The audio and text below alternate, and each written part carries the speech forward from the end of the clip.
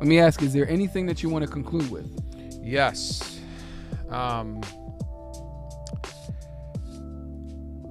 wanted to conclude with the passage real quick and encourage you guys with this. 1 Peter 2:21-23 says, "For to this you have been called, because Christ also suffered for you, leaving you an example so that you might follow in his steps.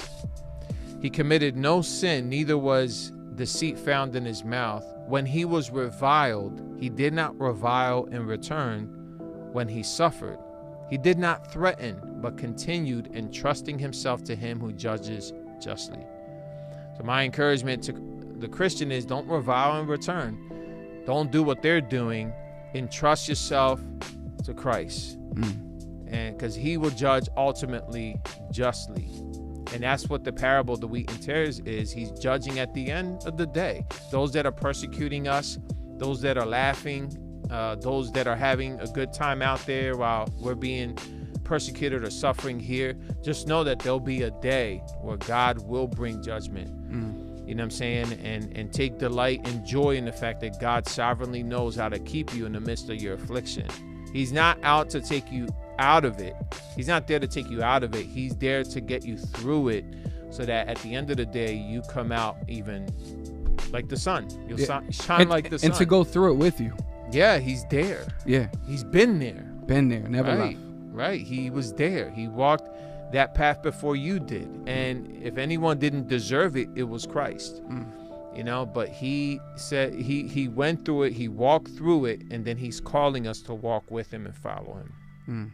Do it and know that you're not alone. Find a community of saints and local believers that gather together, that love Jesus, you know, and do community and know that you're not alone, because you're not.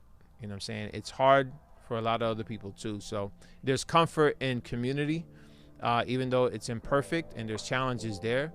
But at the end of the day, I think you're called to, but I think you'll find some comfort knowing that there are other believers that are going through it also. And they're there to remind you of the cross, to remind you of the gospel, to remind you of Christ and him crucified, you know. So, and there's life, man. There's life in the midst of going through heartache and circumstances in your life. Because of your faith, there's life in that.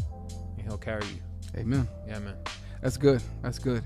I will conclude with some references to the Avengers Endgame.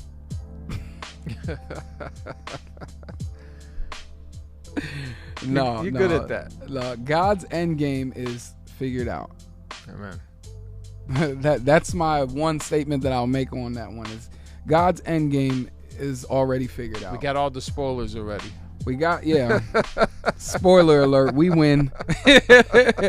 We win. Yeah. Thanos dies. Right. We win. The first Avenger wins. Right. And I'm not talking about Cap. Watch it. Spoil it for people out there. But. No. Yeah. Man. Yeah, no, man. God already has it figured out. Right. We won. We're the Right. champions. We're the victors.